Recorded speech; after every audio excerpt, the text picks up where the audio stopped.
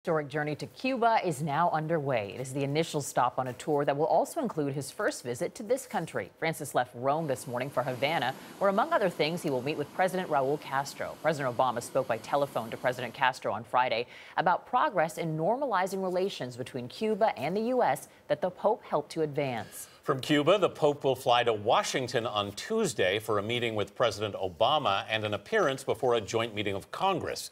He arrives in New York on Thursday and wraps up his visit in Philadelphia next weekend. Alan Pizzey is traveling with the Pope and filed this report from Rome.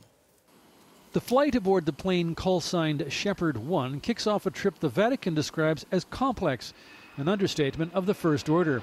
Pope Francis will fly for 29 hours over a distance of 11,500 miles, not counting helicopter commuter hops, visiting 6 cities. He'll make 26 speeches, 4 of them in English. The welcome at his first stop, Havana, is expected to be more than warm, not least because Francis is hailed for his key role in the new Cuba-U.S. relationship.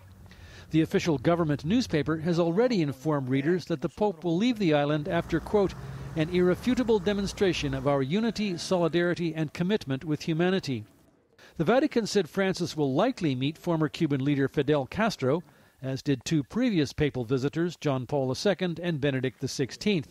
Havana's main square is being prepared for a huge outdoor mass, during which Francis will personally give First Communion to 5 children, a sign of growing religious freedom in a country that is still officially communist.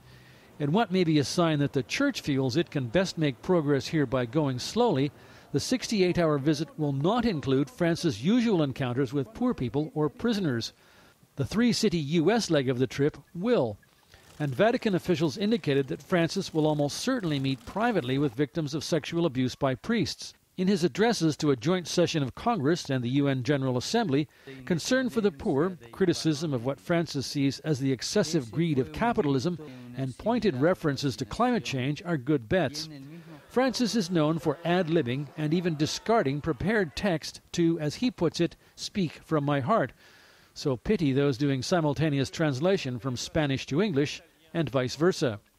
As for what else might happen, as the papal spokesman warned those of us in the traveling press pool, with this Pope, nothing can be excluded. For CBS This Morning Saturday, Alan Pizzey, Rome.